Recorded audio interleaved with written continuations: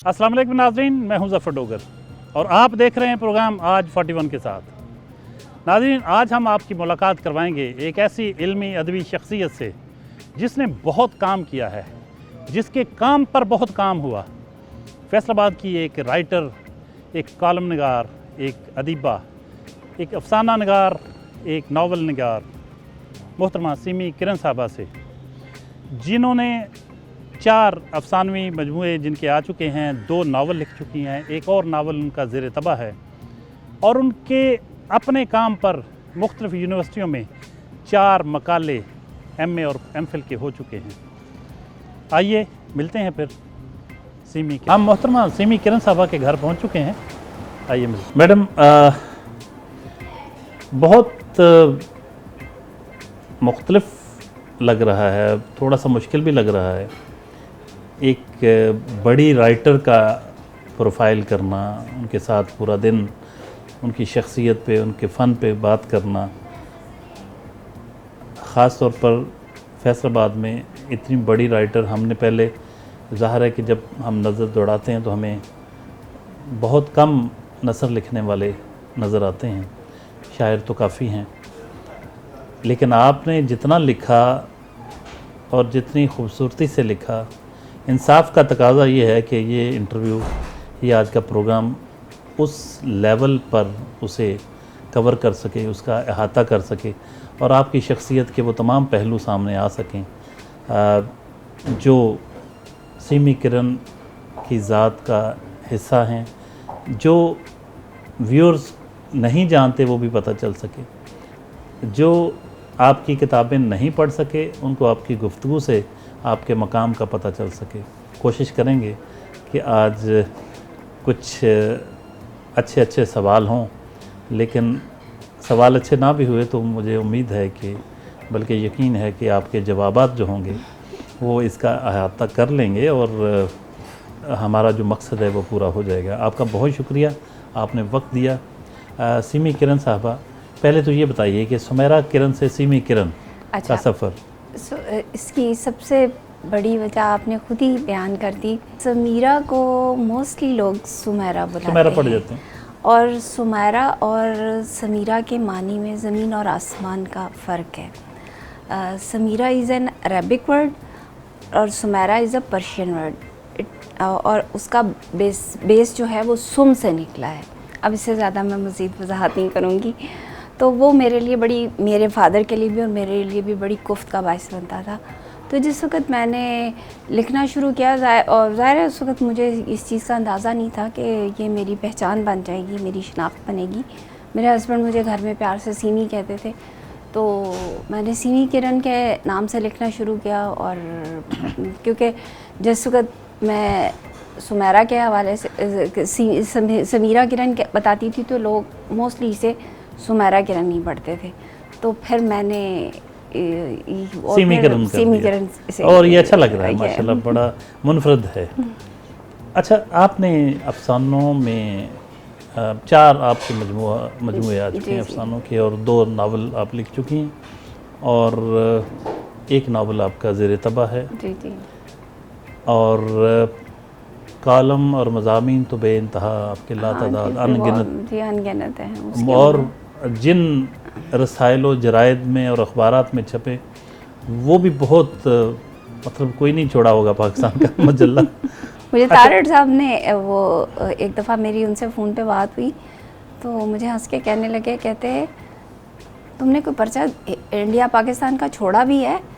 तो मैं हंस पड़ी। मैंने कहा सर देखें, मैं कहीं आना जाना तो होता नहीं है, अब मैं ये भी ना करूं। तो मैं कहता मुझे जो मिलता है पर्चा मैं और जो मुझसे मांगते हैं मैं उन्हें अफसाना भेज देती हूँ। एक तरफ आपके बारे में पता चला कि आप सोशल नहीं इतनी ज़्यादा, तकरीबात में बहुत कम जाती हैं। दूसरी तरफ हम देखते हैं कि आप इतना ज़्यादा छपती हैं, इतने ज़्यादा अखबारात, रसाइल व जराइद में, और आपके मजमुआ है कलाम जो आपका है अफसानों के और नावल, और इंडिया में भी आपका एक नावल छप चुका है। जी। तो ये, और आप पर 4 तहकीकी मकाले MA और MPhil के हो चुके। तो ये आम तौर पर तो हम देखते हैं कि जो पब्लिक रिलेशनिंग जिनकी ज़्यादा है یہ ان کا زیادہ ان کے حوالے سے ہوتا ہے کہ ان کا یہ سب کچھ اتنی نہیں، ورائٹی ان میں ہوتی ہے، لیکن آپ تو بالکل الٹ ہے اس کے. دیکھیں اگر آپ کا کانٹینٹ اور یہ زمانہ تو جس وقت یہ سوشل میڈیا کے زمانے میں آپ نے یہ لفظ بار بار سنا ہوگا کہ آپ دیکھ تیرا کانٹینٹ کیا ہے. یہ جملہ تو آپ دن رات سنتے ہوں گے. آپ میڈیا سے وابستہ آدمی ہیں، تو جس وقت آپ کا کانٹینٹ ایسا ہے کہ وہ کسی بڑے قاری کو یا ایک اچھے سرکل کو متوجہ کر سکتا ہے. اب دیکھیں جس مجھے یاد ہے کہ میرا ایک افسانہ تھا حرف ایک منظر. وہ جس وقت فیس بک پہ میں نے لگایا، میرے پاس وہ، اور میں یہ فیس بک کا یہ اکاؤنٹ جو تھا، میں ان معاملات میں بھی کوئی بہت اچھی نہیں ہوں. میرا بہت ساری چیزیں میں اپنے بچوں سے دیکھ رہی ہوتی ہوں. تو یہ جو میرا فیس بک اکاؤنٹ تھا، جب میرا پہلا ناول آیا تو میرے جی سی کے کچھ جو فین کلب تھا انہوں نے یہ بنایا تھا. تو فیس بک کا اکاؤنٹ بنا تو میں نے جو میرا افسانے چھپتے تھے وہ میں فیس بک پہ لگا دیتی تھی. وہاں سے مجھے انڈین رائٹرز میری طرف متوجہ ہوئے، انڈین جرائد نے مجھے مانگنا شروع کیا. اس وقت میرے پاس یہ سہولت بھی نہیں تھی کہ میرے پاس میرے افسانوں کی سافٹ کاپی ہوتی تھی. میں انہیں جواب دے دیتی تھی کہ سر میرے پاس تو اس کی سافٹ کاپی نہیں ہے، میں تو ہاتھ سے لکھتی ہوں. تو میرا ایک افسانہ تھا حرف ایک منظر. تو مشرف عالم ذوقی صاحب جو ہیں وہ، میں آج بھی میں ان کو اپنا مینٹور، اپنا ٹیچر، وہ میں اپنا رہبر سب کچھ سمجھتی ہوں. تو وہ افسانہ انہوں نے پڑھا اور وہ بہت ناول کی، افسانے کی، اردو ادب کی دنیا کا بہت بڑا نام ہے. جیسے ہمارے ہاں تارڑ صاحب ہیں، اسی طرح مشرف عالم ذوقی صاحب بہت بڑا نام تھے. تو انہوں نے وہ افسانہ مجھے، اور میں اس وقت انہیں نہیں جانتی تھی، انہوں نے افسانہ میرا پڑھا تو انہوں نے کہا سیمی آپ کیا یہ افسانہ مجھے سافٹ میں بھیج سکتی ہیں؟ میں نے اسی طرح میں جواب دے دیا میرے پاس تو اس کا نہیں ہے. اور یہ مرحوم حامد سراج صاحب تھے، یہ بھی افسانہ نگار تھے، بہت اچھے عمدہ افسانہ نگار تھے. انہوں نے مجھے کہا کہ سیمی بہن آپ کو پتہ بھی ہے یہ کون ہے؟ آپ نے کس کو جواب دیا ہے؟ تو میں نے کہا نہیں سر مجھے تو نہیں پتہ. تو پھر انہوں نے مجھے تعارف کروایا، پھر ان کے ذریعے میں نے ان کو افسانہ بھیجا. میڈم آپ کی ادبی خدمات پر بات ہوتی رہے گی، لیکن ابھی ہمیں تھوڑا سا بتائیں گے، آپ فیصل آباد میں پیدا ہوئی تھیں؟ نہیں، میں سرحد میں پیدا ہوئی تھی. کے پی میں، سرحد میں. اور آپ کے والدین فیصل آباد میں؟ میرے والدین کا جو آبائی شہر ہے وہ فیصل آباد ہی ہے. میرے ننیال دودھیال جو ہے وہ یہاں ہجرت کر کے آئے تھے. یہ لدھیانہ سویٹ شاپ جو تھی یہ میرے نانا کی تھی. آپ کی شادی کب ہوئی، میری کیسے ہوئی؟ والدین نے کی، ارینج جی میرج تھی؟ جی بالکل ارینج تھی، والدین نے کی. ہم لوگ، کتنے بچے ہیں آپ کے؟ میرے یہ 2 بیٹے ہیں، ایک بڑی بیٹی ہے. یہ بڑا بیٹا ہے، یہ سب سے چھوٹا ہے. اس سے بڑی ایک بیٹی ہے. تو آپ کے ہسبینڈ وہ آ رہے ہیں بزنس مین ہیں؟ جی مل اونر ہیں. اچھا یہ فرمائیے کہ آپ اس لمحے کو اگر ہم یاد کرنا چاہیں، آپ اسے کیپچر کرنا چاہیں، جب آپ پہ یہ کھلا کہ آپ کے اندر ایک رائٹر موجود ہے اور آپ نے لکھنا شروع کیا. دیکھیں میں رائٹر سے انسپائر بھی تھی، اور میرے لاشعور کو یہ اندازہ شاید شروع سے تھا کہ میں لکھ سکتی ہوں، لیکن وہ کہیں دبا ہوا تھا. وہ دبا ہوا ایسے تھا، مثلاً مجھے یاد ہے کہ میں 6 یا 7 میں تھی، تو میری اردو کی ٹیچر تھیں، وہ مجھ سے بہت شفقت سے پیش آتی تھی، بہت محبت کرتی تھی. میم سعدیہ ان کا نام تھا. مجھے زندگی میں 1-2 بار بعد میں بھی وہ ملی، میری شادی کے بعد بھی، ڈائیوو کے اڈے پہ. وہ اپنے ہسبینڈ کے ساتھ بہت پراؤڈلی میرے گھر مجھے ملنے آئیں. کہتی ہیں یہ میری بہت بریلینٹ اور بہت پیاری اسٹوڈنٹ ہے. میری امی نے انہیں ہنس کے کہا اب تو اس نے شاعری بھی شروع کر دی ہے. تو وہ کوئی تک بندی تھی، تو میں نے شرماتے وہ ان کو دکھا دی. اس کے بعد اس طرح کی چھوٹی ٹوٹی پھوٹی نظمیں کچھ مضامین اس قسم کی چیزیں میں لکھا کرتی تھی، کے لیکن والد میرے صاحب؟ والد جو ہیں وہ اس کو انکریج نہیں کرتے تھے. میرے والد رائٹر بھی تھے. میرے والد جو تھے وہ ایک بڑی ڈائمینشنل پرسنالٹی تھے. وہ بیسیکلی الیکٹریکل انجینئر تھے اور انٹرنیشنل لیول کے انجینئر تھے. ان کی پرسنالٹی کے بہت سے شیڈز تھے. وہ رائٹر بھی تھے، حکمت بھی جانتے تھے، 7 زبانیں جانتے تھے، لٹریچر سے اس کا شوق آپ کو تھا. انسپریشن تو پھر گھر سے ملی؟ جی جی بالکل بالکل. میرا پہلا آئیڈیل، میری پہلی محبت جو تھی وہ میرا باپ تھا. اور آپ نے جو محبت کے حوالے سے سوال جو پوچھا تو شاید بیٹیاں جو ہے وہ اپنے باپ کو آئیڈیلائز کر رہی ہوتی ہیں، تو مجھے میرے باپ جیسا تو کوئی ملا ہی نہیں.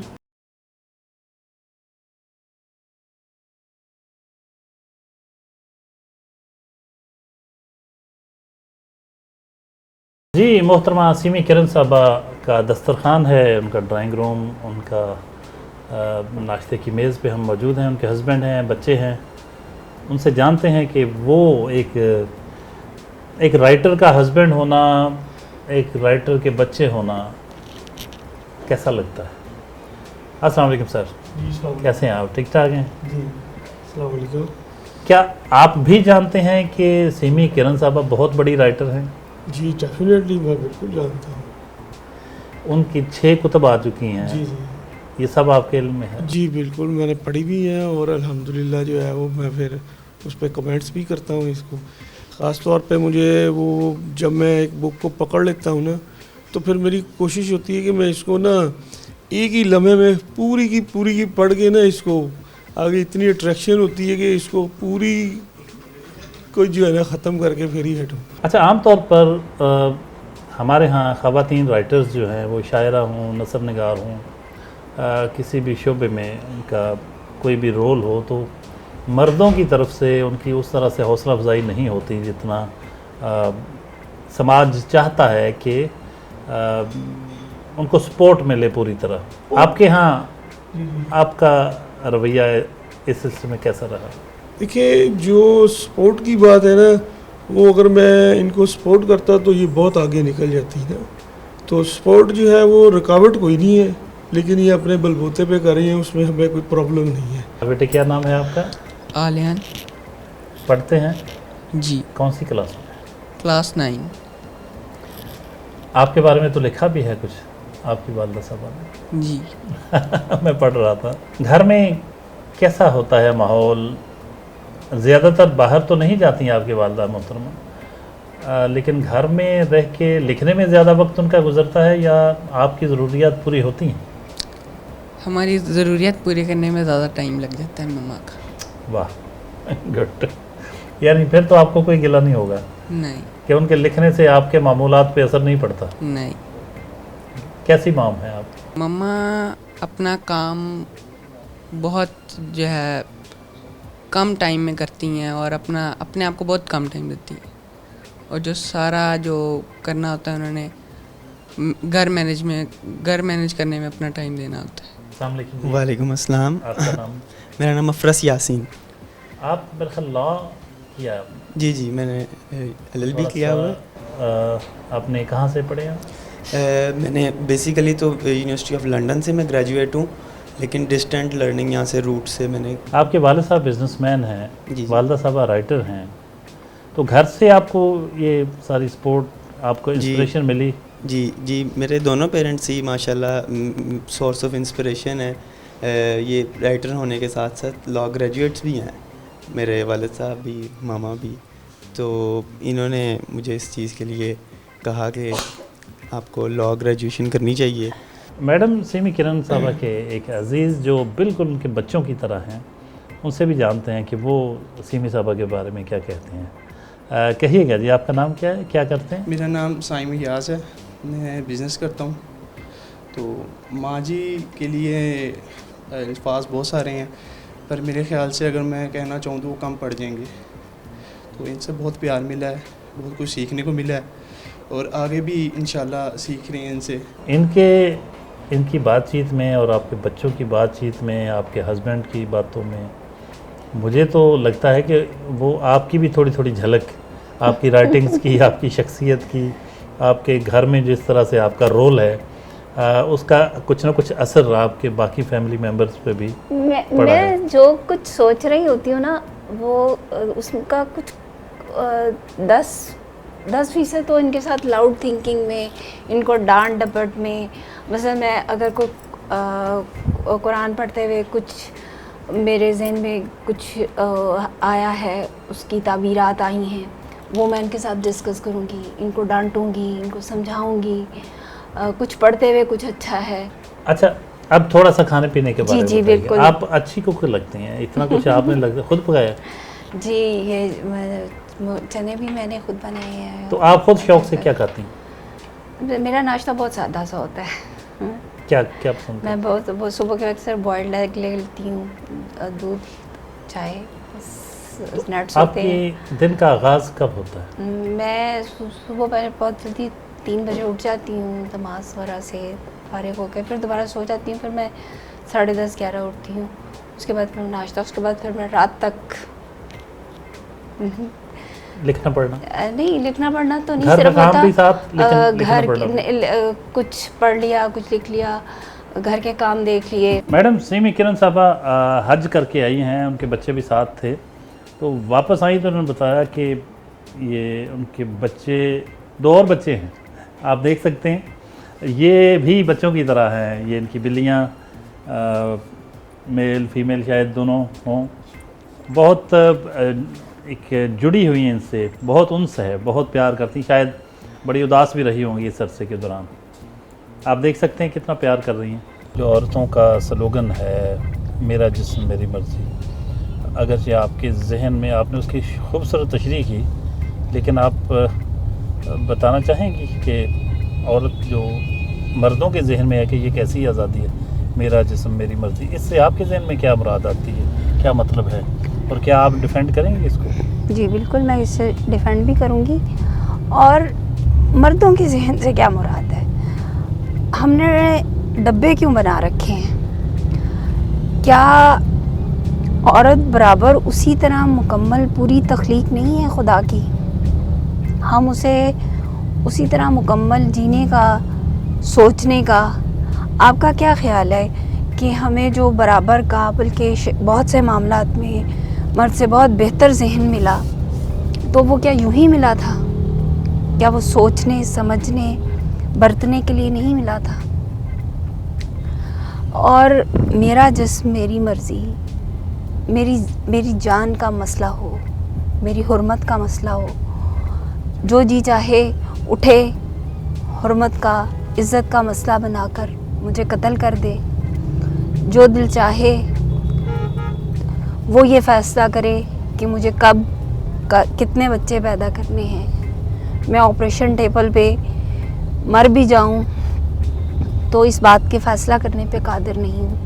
تو میرا جسم میری مرضی ہونی چاہیے. اب زنانہ کلینکس کا ایک دن سروے کریں تو میرے خیال میں ہر حساس، ہر ہوش رکھنے والا ذہن جو ہے وہ اس کو ماننے پہ مجبور ہو جائے گا کہ یہ محض ایک جذباتی نعرہ نہیں ہے.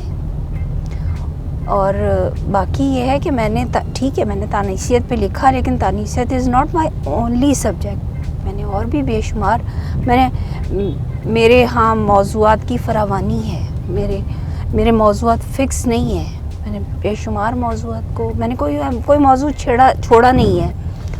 میڈم آپ کے ایک میں دیکھا، میں نے آپ نے کہیں کہا کہ عقل تو ایک خونخوار بھیڑیا ہے غالباً، اس طرح کا جملہ بھی میں نے پڑھا.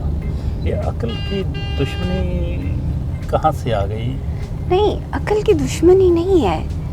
دیکھیے، عقل کو چیکس اینڈ بیلنس بھی تو چاہیے، ٹھیک ہے؟ یہ عقل ہی ہے جس نے ایٹم بم بنا لیا اور برسا بھی دیا، ٹھیک ہے نا؟ یہ عقل ہی تھی نا.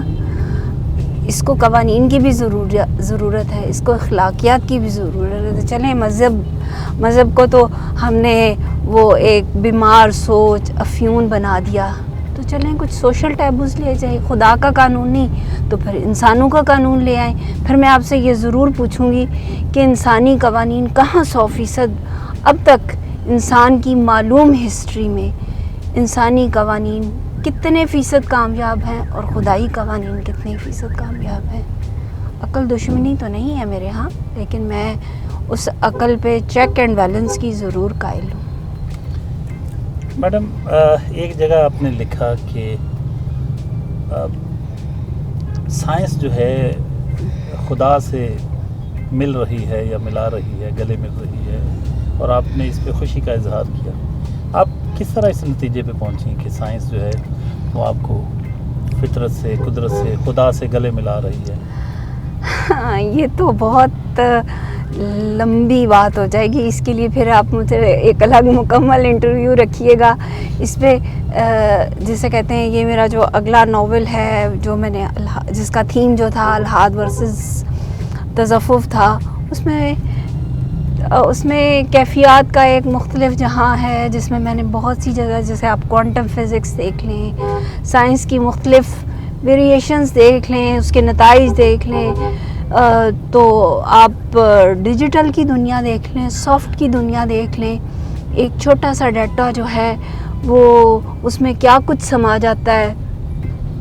तो वो मुझे लगता है, मुझे बहुत जगह पे लगता है कि साइंस बहुत तेज़ी से जो है वो खुदा के गले मिल रही है।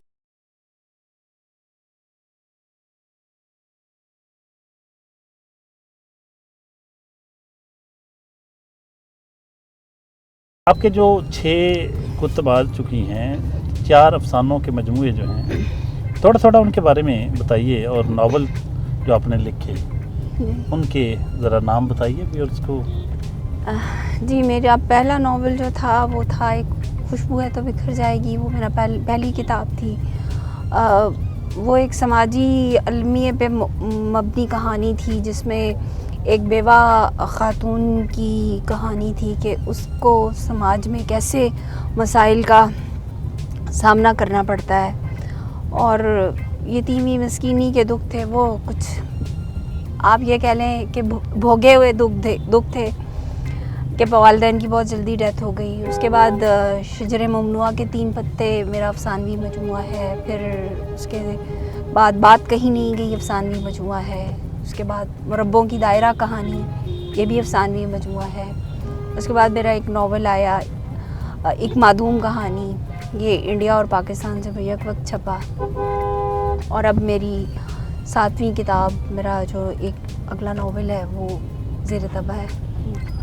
कंपोजिंग के मराहिल में आपके फ़न पे मुख्तलिफ यूनिवर्सिटियों में भी काम हुआ, आपकी अदबी खिदमात पर पेशावर में भी और मुल्तान में भी, फैसलाबाद की यूनिवर्सिटी में भी MA और MPhil के मकाले लिखे गए। बहुत एक बड़ा नाम है माशाल्लाह, बड़ा काम किया आपने। लेकिन आपकी राइटिंग्स को जब देखते हैं, तसनीफ़ात को, आपकी तख्लीक़ात को, उसमें एक दुख है, दर्द है, कर्ब नज़र आता है, दिखाई देता है। सुनने वाला उसे पूरी शिद्दत के साथ महसूस करता है। ये दुख, ये दर्द, ये कर्ब क्या है? ये आपकी शख्सियत में कहाँ से आया? शायद मैं पैदाइशी उदास हूँ, कैफियतों में मैं ऐसी एक उदास मजबूर हूँ, और उस उदासी को उंडेलने के लिए मेरे पास कलम के अलावा कुछ नहीं है। अगर मुझे अपने रवैयों को बैलेंस्ड रखना है, रवैयों में मैं एक बैलेंस्ड माँ हूँ, ज़िम्मेदार माँ हूँ, बीवी हूँ, अपने हर रवैये में एक ज़िम्मेदार ख़ातून, ज़िम्मेदार फ़र्द हूँ सोसाइटी की। तो उन कैफियत को फिर मैं कहाँ ले जाऊँ? वो फिर मेरे पास कलम है उसका उन कैफियत को, वरना फिर मेरी हालत वही हो कि मैं नीरक्सम की हालत में हूँ। इसी यूनिवर्सिटी फैसलाबाद के शोबा उर्दू में पहुँचे हैं। यहाँ मुख्तलिफ उर्दू अदब की शख्सियात जो हैं, प्रोफेसर्स, उनसे बात करेंगे, उनसे मिलेंगे। मैडम सीमी किरण साहबा के बारे में, उनके फ़न के बारे में, उनकी शख्सियत के बारे में उनका क्या कहना है। Principal college of oriental languages professor doctor Tarak Hashmi Faisalabad में उर्दू अदब का बहुत मोतबर हवाला, उनसे जानते हैं मोहतरमा सीमी किरण के फ़न और शख्सियत के बारे में क्या कहते हैं। सीमी किरण अहद हाज़िर की एक बहुत बड़ी अफसाना निगार है। जब मैं कहता हूँ बहुत बड़ी अफसाना निगार हैं तो यहाँ लफ्ज़ बड़ी को आप क्लीशे जो एक हमारे लफ्ज़ बन जाते हैं ना, हम किसी को अजीम कहते हैं, किसी को बहुत बड़ा अदीब कहते हैं। देखिए, बड़ा अदब वो होता है कि जो ज़िंदगी की सही मानों में अक्कासी कर ले। कहानियाँ फ़र्ज़ी होती हैं, जो कहानी लिखी जाती है उसके सारे किरदार, सारे वाक़यात फ़र्ज़ी होते हैं, लेकिन वो झूठे नहीं होते, वो जाली नहीं होते। तो सीमी किरण का ये कमाल है कि उन फ़र्ज़ी किरदारों को ये इस अंदाज़ से तश्कील देती हैं कि वो हकीकी महसूस होते हैं। जर्नल ऑफ ओरिएंटल लैंग्वेजेस की मदीर डॉक्टर सुमेरा अकबर साहबा भी मौजूद हैं, उनसे मोहतरमा सीमी किरण साहबा के फ़न और शख्सियत के बारे में जानते हैं। डॉक्टर साहबा, कहिएगा, आपकी नज़र से देखें, आपके मुंह से सुने तो सीमी किरण का अदबी मकाम क्या है? सीमी किरण साहबा के जब हम फ़िक्शन की बात करते हैं तो जैसा कि अभी हाशमी साहब ने भी बात की कि हमें सीमी किरण जो है ना, मौजूदा जो फ़िक्शन का मंज़रनामा है उस पे इनका नहायत एक मुनफरिद मकाम हमें नज़र आता है। अगर हम ख़वातीन राइटर देखें, हमें दो तरह की ख़वातीन फ़िक्शन राइटर नज़र आती हैं। एक वो जो पॉपुलर लिटरेचर लिख रही हैं और बहुत ज़्यादा बिक रही हैं, और उनके मुकाबले में जो जेन्युइन अदीबा यानी एक फार्मूला के तहत लिख रही हैं, उसमें कुछ रोमान और मज़हब और फ़लाँ इस तरह के टच डालकर तो एक फ़िक्शन क्रिएट कर रही हैं, और जो हमारी नौजवान नस्ल बहुत ज़्यादा पढ़ रही है।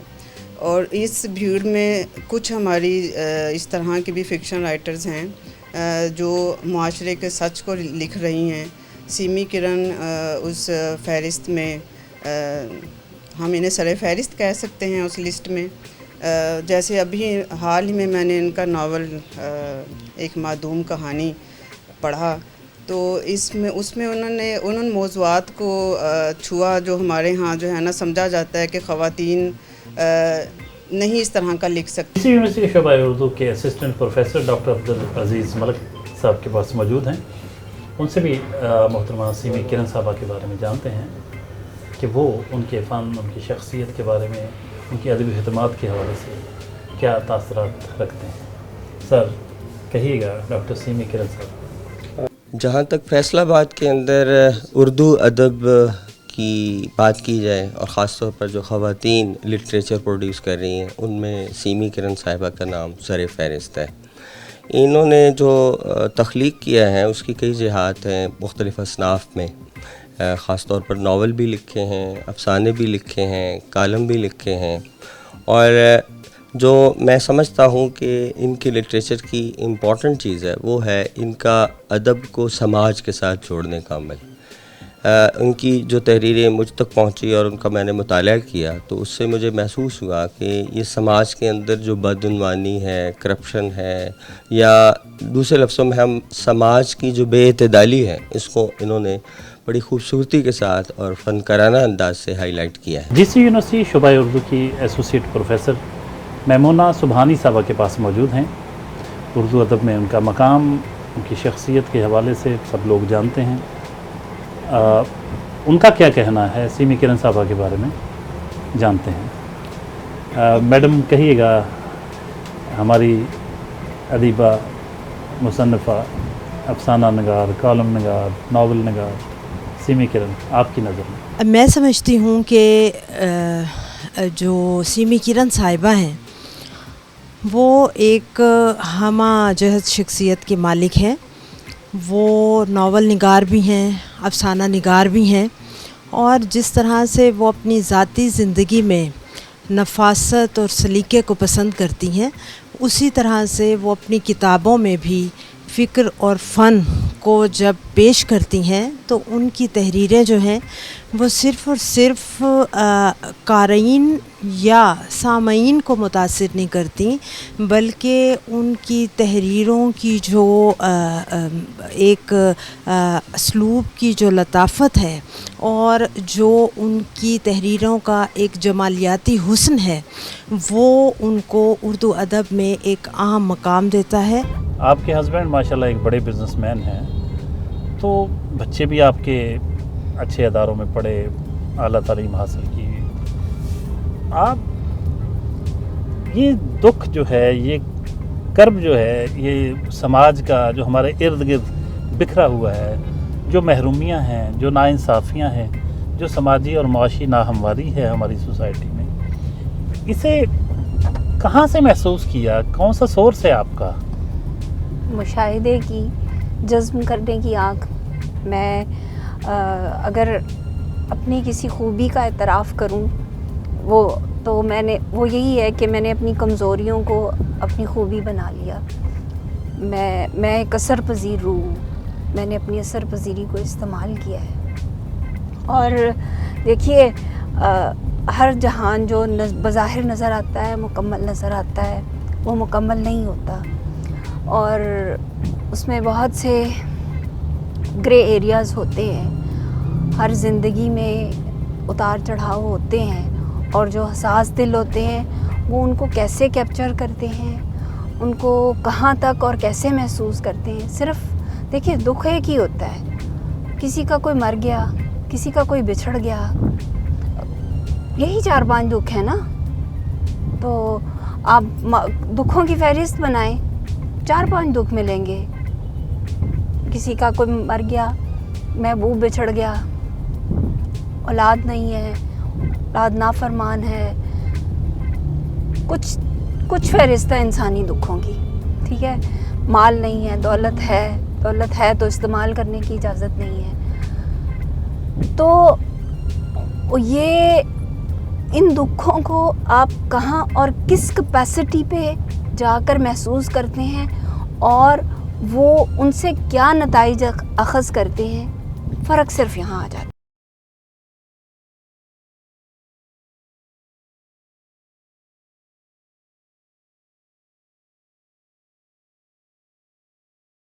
عورت بڑی مظلوم ہے ہمارے ہاں. بہت سے چیلنجز اسے درپیش ہوتے ہیں. مالی طور پر اسے کام کی آزادی نہیں ہوتی، آزادی عمل نہیں ہے، وہ ڈیپینڈنٹ ہے باپ کی مرضی کی، بھائی کی مرضی کی، یا شوہر کی مرضی کی. اسے اجازت لینا پڑتی ہے کچھ بھی کرنے کے لیے. لیکن آپ یہ بھی تو بتائیے کہ کیا عورت ہمارے ہاں جب ہم دیکھتے ہیں تو سب سے زیادہ عورت ہی عورت پر ظلم نہیں کرتی نظر آتی؟ اگر ایک عورت، ایک بہو ہے، اس کو ساس کے ظلم کا سامنا ہے تو بھی عورت ہے. اگر بہو ظالم ہے، وہ اچھی نہیں ہے، ساس کو نامناسب طریقے سے ٹریٹ کرتی ہے تو وہ بھی عورت ہے. اگر نند کے ساتھ جھگڑا ہے بہو کا تو وہ بھی عورت ہے. اگر نند بہو اپنی بھابھی کو تنگ کرتی ہے تو وہ بھی عورت ہے. بہت کم ایسا دیکھنے میں آیا ہوگا کہ کبھی سسر کے ساتھ بہو کا جھگڑا ہو کسی بات پہ، کبھی دیور کے ساتھ کوئی جھگڑا ہو، بہت کم ہوتا ہے. یہ زیادہ عورت ہی عورت کی دشمن نظر آتی ہے. تو اس میں مرد پہ الزام کیوں؟ پہلے تو میں آپ کے جسے کہتے ہیں نا ایک اس اعتراض کو بالکل ہی رد کر دوں گی، کیونکہ میری فیملی میں ایسے بہت سے کیسز ہیں جہاں کے خواتین جو ہے سسر اور دیور اور یعنی میل کریکٹرز کے ظلم و ستم کا شکار ہے. اس سوال کے 2-3 پہلو نکلتے ہیں. ایک پہلو یہ ہے جو میں نے بیان کر دیا. دوسرا پہلو یہ ہے کہ جس وقت ایک ستایا ہوا شخص ہوتا ہے، اور آپ یہ سمجھیں کہ میں نے ایک جگہ پہلے کسی اپنے انٹرویو میں یہ کہا تھا کہ میں ان عورتوں کو ایک خالص عورت نہیں سمجھتی. وہ جیسے بادشاہ کے ٹاؤٹس ہوتے ہیں نا، کہ اس نے شاہ کو خوش کرنا ہے، رپورٹ دینی ہے، وہ اپنی سروائیول کی جنگ لڑنی ہے. اس نے سوسائٹی میں، اس گھر میں، وہ گھر ہے نا، دیکھیں اس گھر میں بھی شوہر اس کو کیا کہہ رہا ہے، اولاد کس کے نام سے چلے گی؟ مرد کے نام سے چلے گی. گھر کس کا ہے؟ مرد کا گھر ہے. اس کو بنانے میں اس کی ساری زندگی بھی تباہ ہو گئی ہے، اس کی جوانی، حسن، سب کچھ تباہ ہو گیا. اب گھر بھی اس کا نہیں ہے، اولاد بھی اس کی نہیں ہے. اب اس نے اس گھر میں سروائیو کرنا ہے. آپ اس کے گرد ایک یہ چکر توڑیں، اس کا مدار توڑیں کہ اسے صرف ایک مرد کے گرد گردش نہیں کرنی. اس کے بعد آپ یہ فیصلہ کریں کہ کون اچھا ہے، کون برا ہے، کون ظالم ہے. ہاں اس کے بعد بھی آپ کی مشاہدہ کرتی آنکھ یہ دیکھتی ہے تو میرے جیسا رائٹر جو ہے وہ یہ افسانہ لکھنے میں نے ایک افسانہ لکھا اچھے لوگ برے لوگ, جو کہ کچھ ایسے ہی فیمیل کریکٹرز تھے جو اپنی زندگی میں ہر طرح بلیسڈ تھے, اور لیکن وہ ظالم کریکٹرز تھے, برے کریکٹرز تھے. تو میں نے وہ چیزیں بھی لکھی. کو تاریخ سے, کہانیوں سے اور جگہوں سے بہت پیار ہے. معدوم ہوتی ہوئی تاریخ کا بھی ان کو بڑا قلق ہوتا ہے.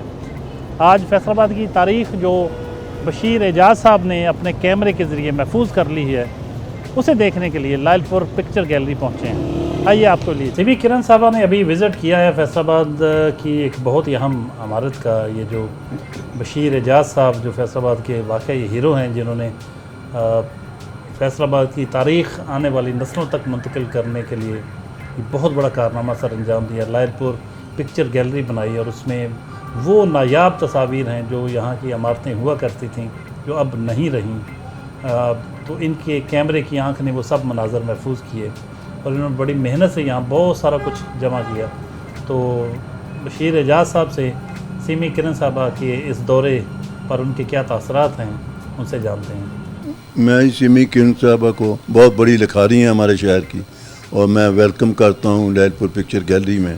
ہمارے لیے یہ بڑی اعزاز کی بات ہے, اور ہم آپ کے بھی بڑے مشکور ہیں 41 کے, کہ آپ جب بھی کوئی بڑی شخصیات آتی ہیں تو یہ بھی کارنر آپ کے لیے ہم نے وقف کیا ہوا ہے. اسی حساب سے جو نہیں دیکھ سکے وہ بھی دیکھ لیتے ہیں لائل پور picture gallery. Sir thank you very much. آپ کا بہت بڑا کارنامہ ہے. ریئلی آئی اپریشیٹ یو کہ پوری دنیا میں میں سمجھتا ہوں جہاں کہیں بھی لائل پور سے محبت کرنے والے لائل پوری موجود ہیں, وہ جب اب پرانے لائل پور کو ڈھونڈنے کے لیے آئیں تو اب شاید ان کو بہت ساری چیزیں اس طرح سے کہیں نہ ملے. اگر وہ دیکھنا چاہیں تو اس لائبریری میں, اس پکچر گیلری میں آ کے دیکھ سکتے ہیں. Credit goes to you. Madam آپ نے آج لائل پور پکچر گیلری کا دورہ کیا, کیسا لگا آپ کو؟ آپ کو تو ہسٹری سے بڑا لگاؤ ہے, شہر کی تاریخ سے, شہر کے لوگوں سے, شہر کی عمارتوں سے.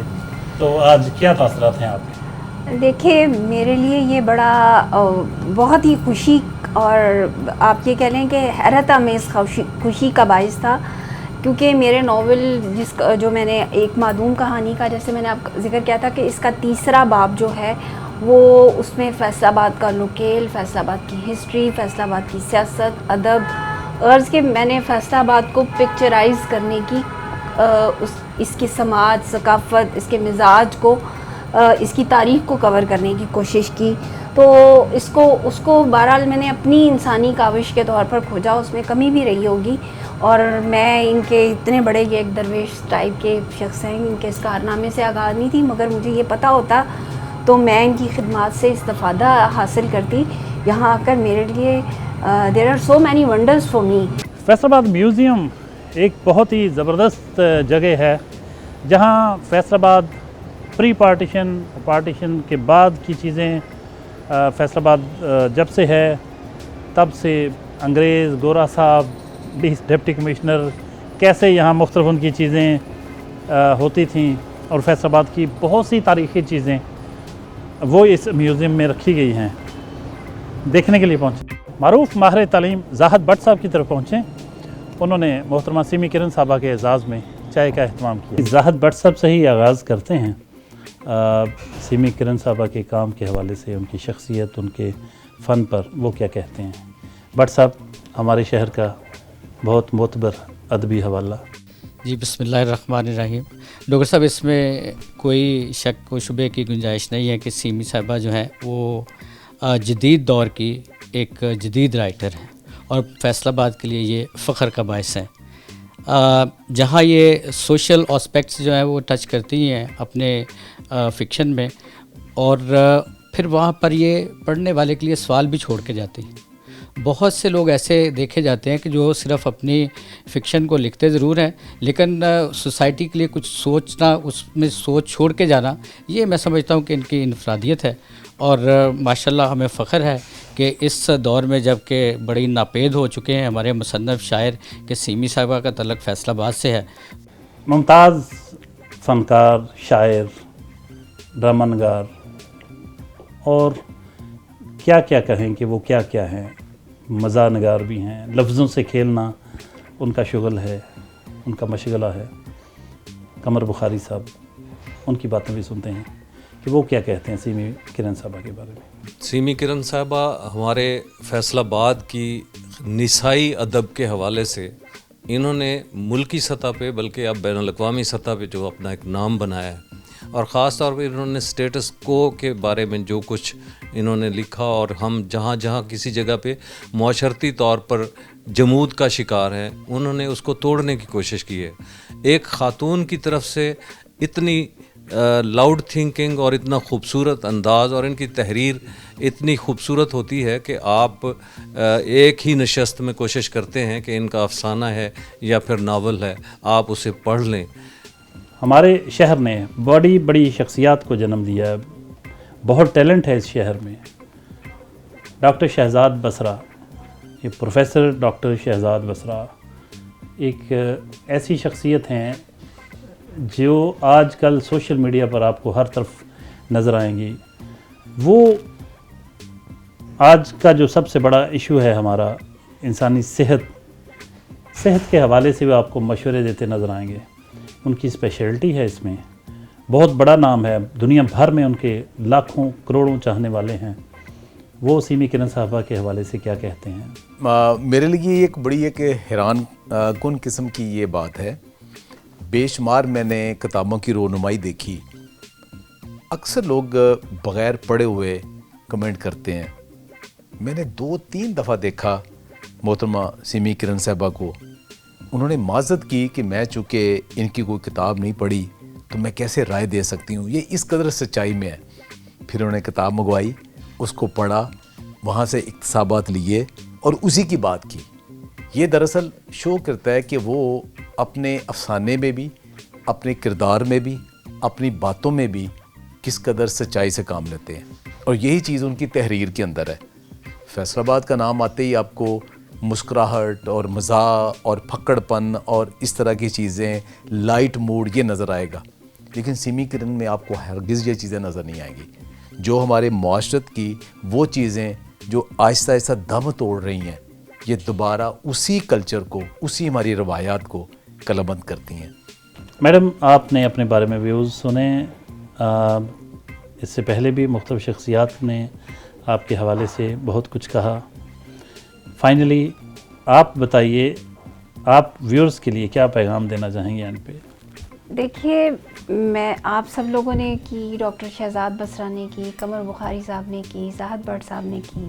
آپ جیسے لوگ مجھے اتنی عزت دیتے ہیں, اور یہ کوئی مصنوعی کثر نفسی نہیں ہے. میں فطری طور پر مزاجن جتنی سادہ مزاج ہوں, میں خود کو حیرت سے دیکھتی ہوں کہ آپ لوگ مجھے عزت کے قابل سمجھتے ہیں, میرے لیے اتنی بڑی بات کرتے ہیں. ڈاکٹر شہزاد بصرہ کے تو میرے بچے فین ہیں, اور میں ان کو خود کئی دفعہ بخاری صاحب کو ان کو دعوت دے چکی ہوں کہ آپ لوگ میرے گھر تشریف لائیں.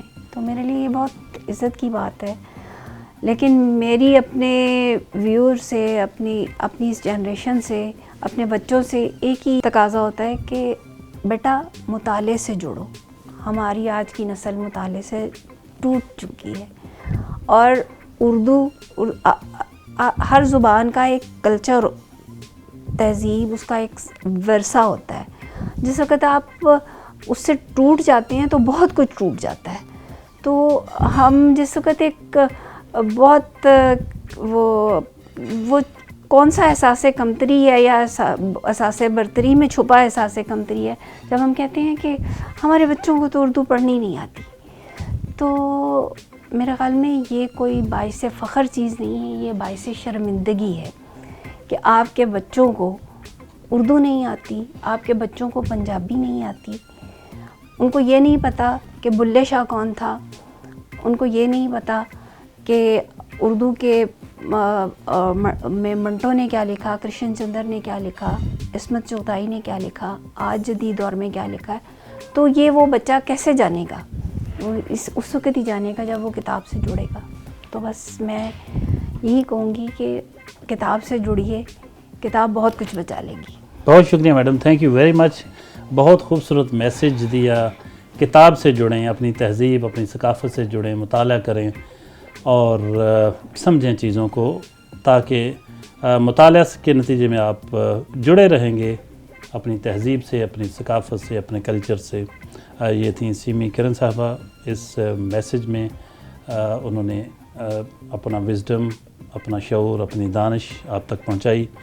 آج دن بھر کی ان کی ایکٹیویٹیز آپ نے دیکھی، ان کے تاثرات، ان کے خیالات، ان کی سوچ کے بارے میں جانا، ان کے بارے میں دوسروں کے تاثرات سنے۔